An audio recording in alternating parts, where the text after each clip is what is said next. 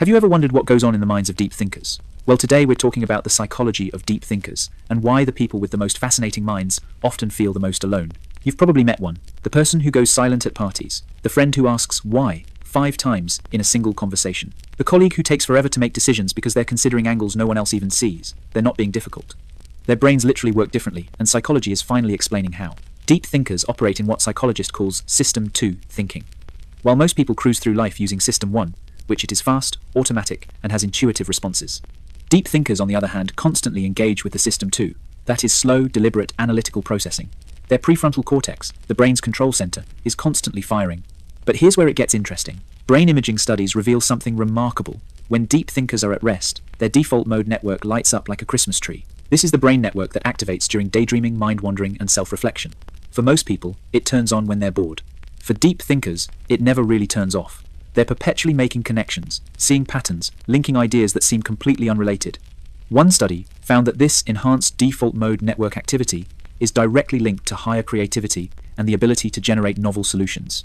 But this gift comes with a serious psychological cost, and most people have no idea what deep thinkers actually struggle with every single day. First, there's the curse of overthinking.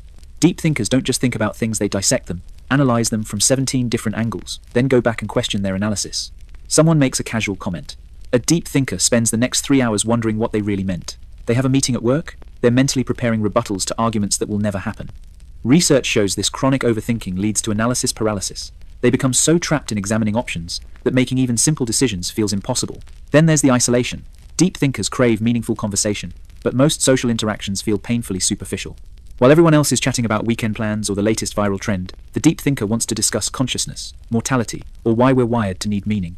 One person described it perfectly in an online forum. They went to a party and tried to talk about quantum physics, and the awkward silence that followed made them realize they simply don't fit into normal social spaces. Psychology confirms this experience. Deep thinkers often feel chronically misunderstood because they operate on a different frequency than most people.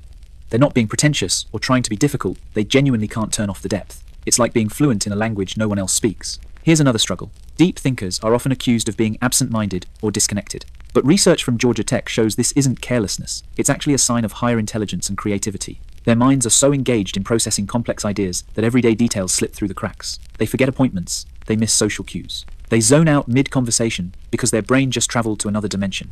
And the exhaustion is real. Neuroscience research reveals that deep thinking requires massive cognitive effort.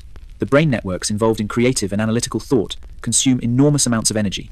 Deep thinkers are essentially running mental marathons, while everyone else is taking a casual stroll. By the end of the day, they're mentally depleted in ways that are hard to explain to people who don't experience it.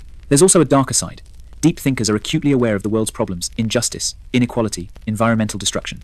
While most people can compartmentalize and move on, deep thinkers internalize these issues.